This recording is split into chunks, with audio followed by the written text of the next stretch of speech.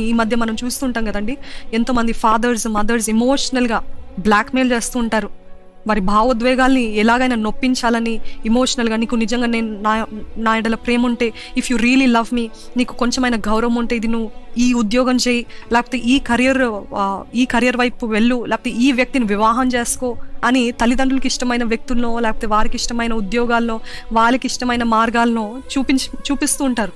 అయితే ఎవరైనా కొంచెం వ్యతిరేకించి ఎదిరిస్తే, ఇంకా నీకు నేనంటే ఇష్టం లేదు, నేను మరణిస్తే మేలు, నేను చచ్చిపోతే బాగుండు అని ఇటువంటి మాటలు మాట్లాడుతుంటారు కదా.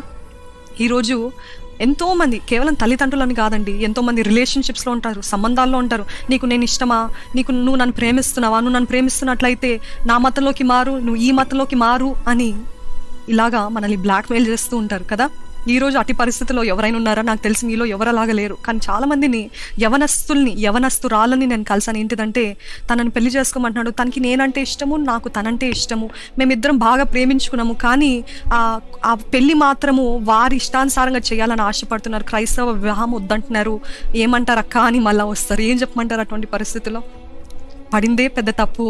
మళ్ళా ఒకవేళ వివాహం అయిందనుకోండి, వివాహం అయ్యి వచ్చిన తర్వాత ఏమంటారంటే, నన్ను ప్రార్థన చేసుకునియట్లేదక్క, నన్ను బైబిల్ చదవనియట్లేదక్క అంటే, అది ముందే తెలీదా? అది ముందే గ్రహించలేదా? చీకటికి వెలుగుతోటి విజ్జోడు ఏది అని వాక్యం తెలియజేస్తుంది. Where how can light join with darkness అని దేవుని వాక్యం అంత స్పష్టంగా చెప్తుంది కదండి. అటువంటి పరిస్థితుల్లో అన్నీ తెలిసి చేసి మరలా, అయ్యో నా జీవితం పాడైపోయింది, అయ్యో నాకు దేవుని ఆరాధించడానికి స్వేచ్ఛ లేదే, అయ్యో నేను చర్చ్కి రావడానికి, సంఘంలో లేకపోతే సంఘస్థులతో మాట్లాడడానికి కూడా స్వేచ్ఛ లేదే అని అంటే, అది ఇంకా మనం ఏం చేయగలుగుతాము? దేవుడు మనకి ఫ్రీ విల్ ఇచ్చాడు, మన డిసిషన్స్ తీసుకోవడానికి, నిర్ణయాలు చేయడానికి.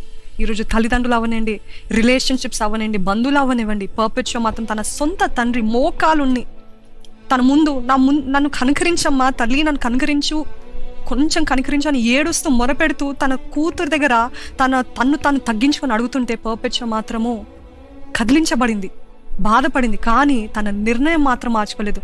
నువ్వు ఏమైనా చేయి నాన్న, నాకు బాధగా ఉంది, నువ్వు ఇలాగ మోకాలుండి నన్ను అడుగుతుంటే నాకు బాధగా ఉంది, I'm feeling awkward, but I have decided to follow Christ.